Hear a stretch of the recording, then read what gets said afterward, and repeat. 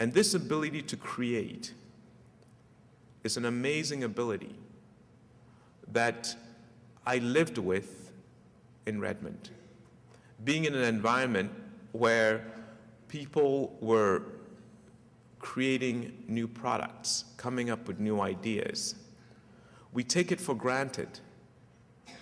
But there are many people in this world who are educated in a way that actually switches off any creativity that they might have had as kids. And it is very debilitating. So I went to look at the colleges. Actually, I looked at the educational system in total in Ghana. Primary education, secondary school, higher education. And I saw this rote learning, which I'd been through in primary school and high school, but that continues in college through graduate education. Just memorizing facts, repeating to faculty and instructors. And in the universities, I noticed something else. Only 5% of students between the ages of 18 and 23, 24, I shouldn't say students, 5% of people in the college age bracket actually get to go to college in Ghana, 5%. And this number is true across sub-Saharan Africa. The problem with 5% is that it is too small,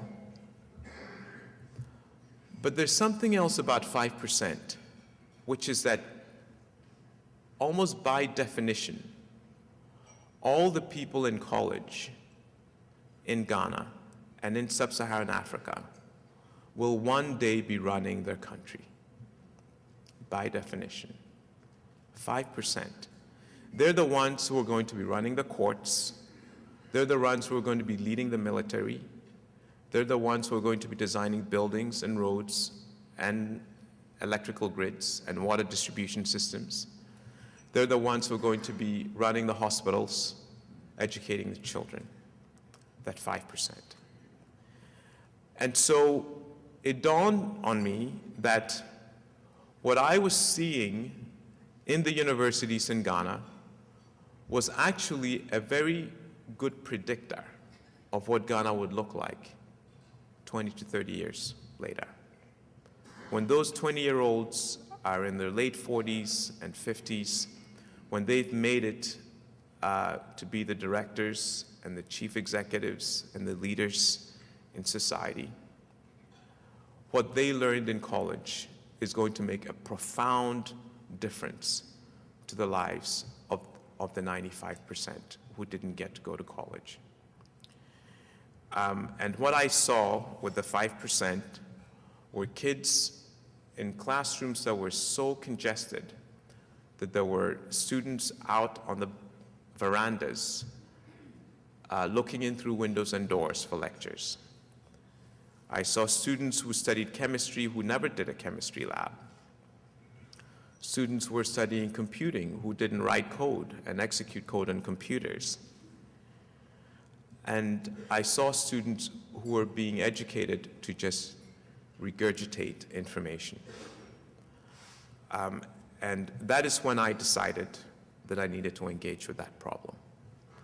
That I needed to find a way to bring the education that I'd experienced at Swarthmore to Ghana.